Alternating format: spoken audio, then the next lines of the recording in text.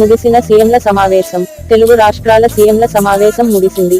హైదరాబాద్ ప్రజాభవన్ లో చంద్రబాబు, రేవంత్ రెడ్డి దాదాపు 2 గంటల పాటు విభజన అంశాల పరిష్కారంపై చర్చించారు.